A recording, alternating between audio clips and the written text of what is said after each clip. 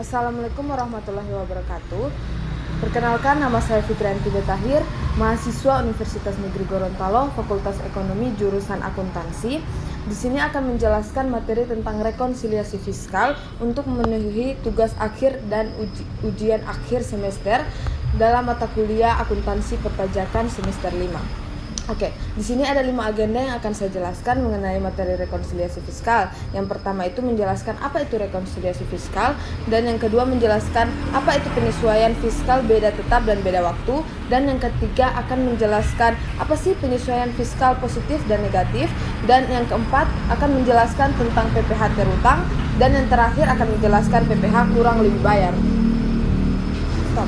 Oke, yang pertama saya akan menjelaskan tentang rekonsiliasi fiskal. Rekonsiliasi fiskal dapat didefinisikan sebagai salah satu cara untuk mencocokkan perbedaan yang terdapat dalam laporan keuangan komersial yang disusun berdasarkan sistem keuangan akuntansi dengan laporan keuangan yang disusun berdasarkan sistem fiskal.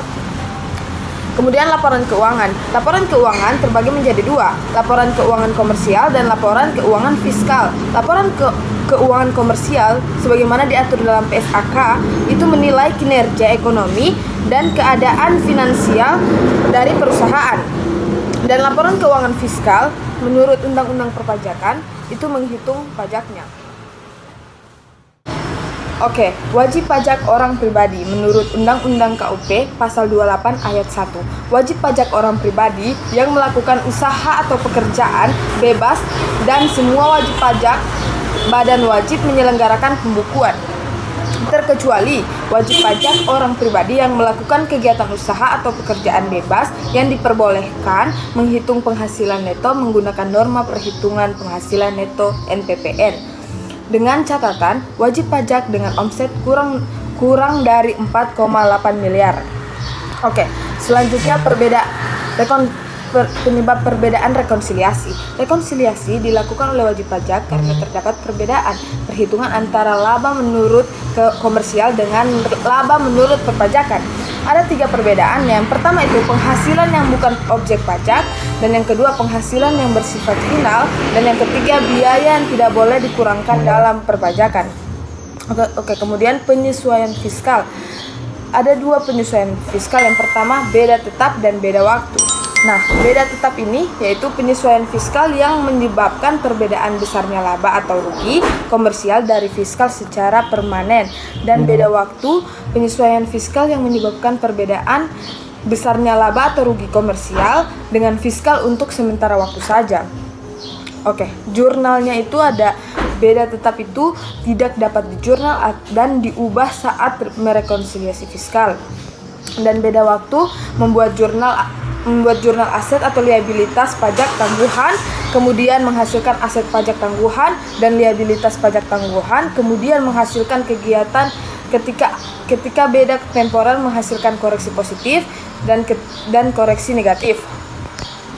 Oke, selanjutnya ada beda tetap. Beda tetap itu perbedaan antara laba rugi atau laba rugi akuntansi dan penghasilan kena pajak yang disebabkan oleh ketentuan perpajakan, dan tidak akan menimbulkan permasalahan akuntansi dan tidak memberikan pengaruh terhadap kewajiban perpajakan di masa yang akan datang. Jenis-jenis beda tetap. Jenis-jenis beda tetap yang pertama itu penghasilan yang menurut PPh bukan objek pajak atau dividen diterima oleh PT kepemilikan minimal 2,5%. Yang kedua, penghasilan yang menurut PPh dikenakan PPh final, penghasilan dari bunga deposito. Yang ketiga, biaya atau pengeluaran yang menurut PPh tidak boleh dikurangkan atau biaya yang dibebankan untuk kepentingan pribadi. Oke, dalam beda waktu, perbedaan antara laba rugi, akuntansi dan penghasilan kena pajak akan disebabkan oleh ketentuan perpajakan dan memberikan pengaruh untuk sementara di masa yang akan datang, tetapi dalam jangka panjang pada akhirnya akan menjadi sama.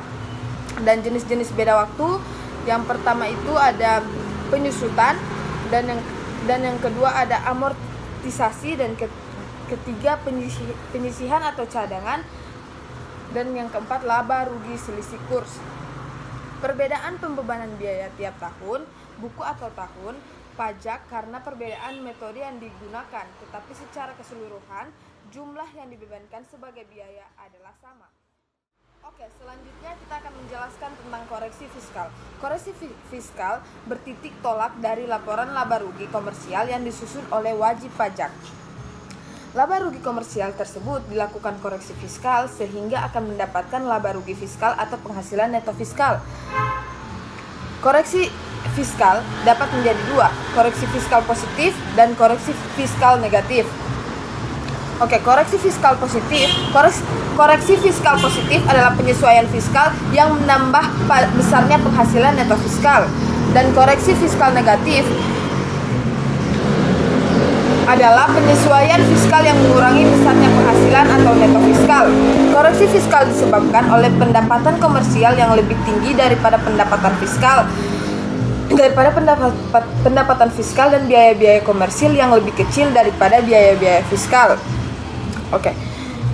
Selanjutnya, langkah-langkah melakukan rekonsiliasi fiskal. Yang pertama, mengenal lebih dulu penyesuaian fiskal yang diperlukan, dan yang kedua, menganalisa elemen penyesuaian untuk menentukan pengaruhnya tentang laba usaha kena pajak, dan yang ketiga, mengoreksi fiskal dengan memantau angka koreksi fiskal negatif dan positif, dan yang keempat, menyusun laporan keuangan secara fiskal sebagai lampiran SPP tahunan pajak penghasilan. Rumus perhitungan PPh terutang itu ada menurut Undang-Undang Nomor 36 Tahun 2008 tentang pajak penghasilan. Rumusnya yaitu penghasilan kena pajak dikali dengan tarif PPh badan. Oke, selanjutnya penghasilan kena pajak atau PHKP. PHKP sama dengan PH neto fiskal kurangi kompensasi kerugian, dengan catatan kompensasi kerugian dapat diakui maksimal 5 tahun. Dan yang kedua, tarif PPh badan. Peredaran bruto di atas 50 miliar, tarif 25%-nya berdasarkan ketentuan umum atau tanpa fasilitas pengurangan tarif. Dan jika peredaran bruto hingga 50 miliar, peredaran bruto kurang atau sama dengan 4,8 miliar adalah 50% dikali 25% dikali penghasilan kena pajak. Dan jika peredaran bruto lebih dari 4,8 miliar atau sama dengan 50 miliar adalah 50% dikali 25% dikali penghasilan kena pajak yang memperoleh fasilitas, ditambah 25% dikali penghasilan kena pajak tidak memperoleh fasilitas. Oke, selanjutnya saya akan menjelaskan alurnya. Ya, dimulai dari PH neto komersial, kemudian rekonsiliasi fiskal, dan PPh fiskal, dan kemudian kompensasi kerugian jika ada, kemudian penghasilan kena pajak, dilanjutkan tarif PPh badan, dan PPh terutang, dan seterusnya kredit pajak. Menghasilkan PPh kurang atau lebih bayar. Jika PPh kurang bayar menurut Undang-Undang PPh pasal 29, apabila pajak yang terutang untuk suatu tahun pajak ternyata lebih besar daripada kredit pajak, maka kekurangan pembayaran pajak yang terutang harus dilunasi sebelum SPT tahunan pajak penghasilan disampaikan. Dan PPh lebih bayar menurut Undang-Undang pasal 28A, PPh lebih bayar terjadi apabila pajak yang terutang untuk suatu tahun pajak ternyata lebih kecil dari jumlah kredit pajak. Maka wajib pajak dapat mengajukan restitusi untuk diterima kembali untuk mengkompensasikan dengan utang pajak tahun berikutnya. Ada contoh soal latihan rekonsiliasi fiskal. Di sini ada contoh soalnya, di sini ada informasi tambahannya.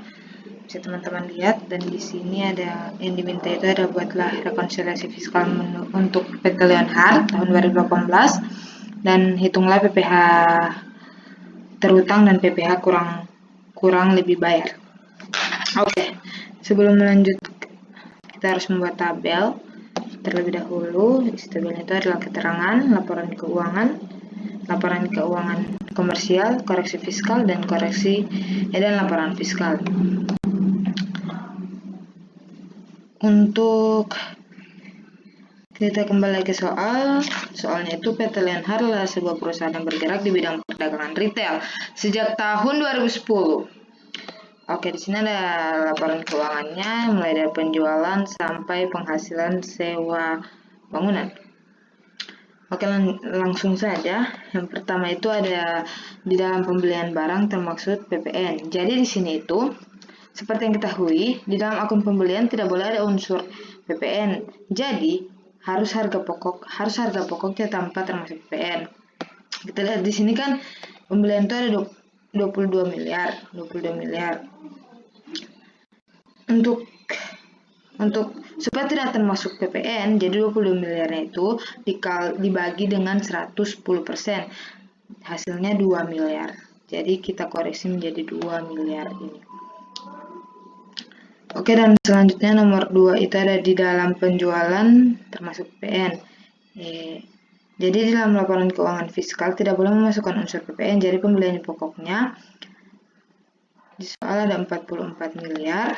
Maka 44 miliar ini dibagi dengan 110% menghasilkan 4 miliar. Jadi dia dikoreksi sebesar 4 miliar ini ya guys.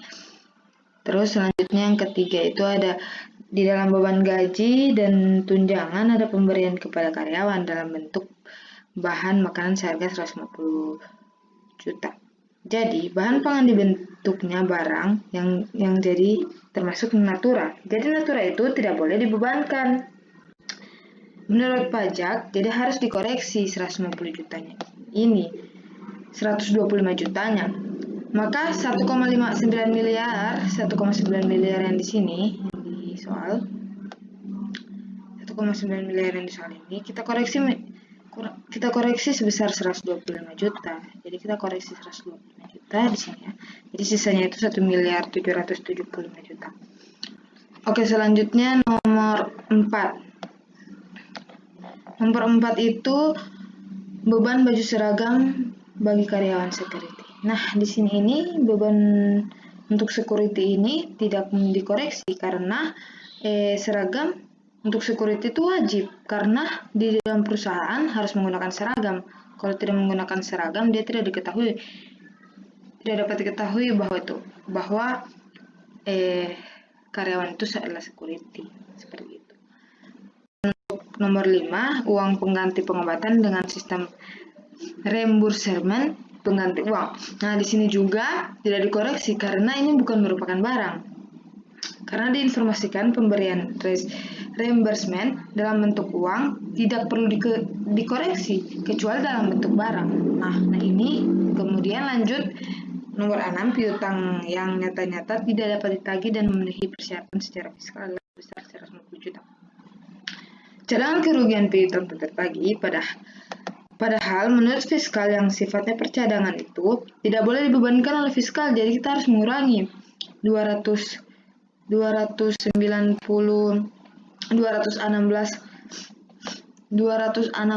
juta dikurangi dengan 150 juta, hasilnya itu 66 juta. Hasilnya itu 66 juta yang kita koreksi ini selisihnya berdasarkan hanya 150 juta.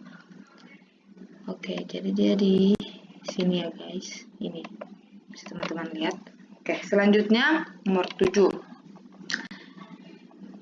Harga perolehan gedung kantor adalah 900 juta untuk manfaat 30 tahun dan termasuk kelompok bangunan permanen metode garis lurus. Nah, jadi sebenarnya manfaatnya 20 tahun ya guys. Karena pada fiskal untuk gedung atau bangunan itu hanya 20 tahun, maka penyusutan secara fiskal itu menjadi 900 juta dibagi 20 sama dengan 45 juta. Yang kita koreksi sebesar 15 juta. Kalau teman-teman lihat di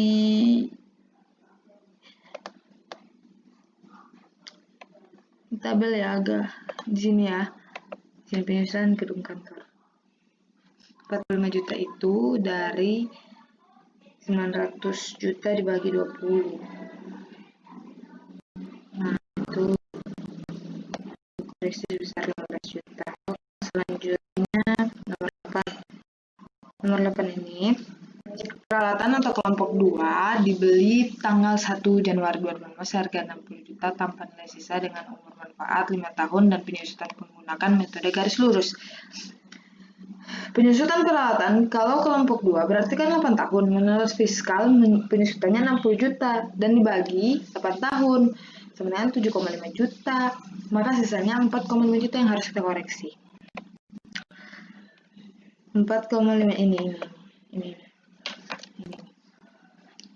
Ini guys. Selisih dari ini dan ini. Oke, selanjutnya untuk Nomor 9, kendaraan dan inventaris masing-masing dibeli dengan harga 120 juta dan 40 juta pada tanggal 1 Januari 2016. Masa manfaat kedua aset tersebut yaitu 8 tahun dengan metode garis lurus, sedangkan untuk kepentingan fiskal dilaporkan dengan ketentuan kendaraan termasuk kelompok 2 dan inventaris termasuk kelompok 1. Jadi karena masa manfaatnya 8 tahun maka tidak ada koreksi untuk kendaraan. Dan untuk inventaris 40 juta dia masuk kelompok 1, berarti kan 4 tahun 40 juta dibagi 4. Menurut fiskal bebannya adalah 40 juta. Yang harus dikoreksi berarti 5 juta. Di sini ya guys, ini inventaris. Kalau kendaraan dia tidak dikoreksi. Dan untuk yang ke-10, sanksi administrasi perpajakan merupakan bunga yang dibayar atas keterlambatan pembayaran pajak.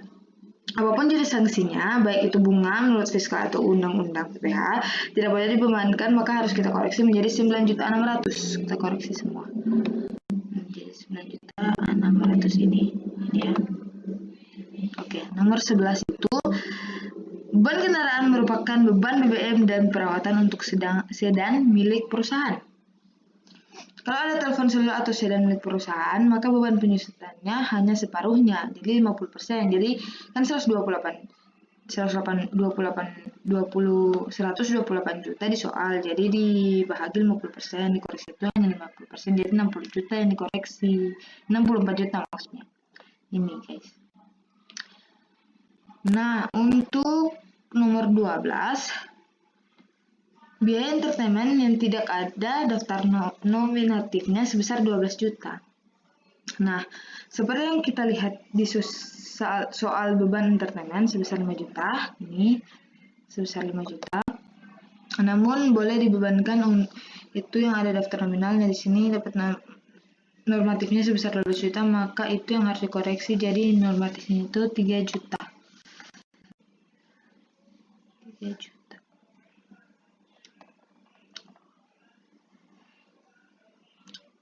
Oke, sini ya guys. Jadi itu beban normatifnya adalah ini ya.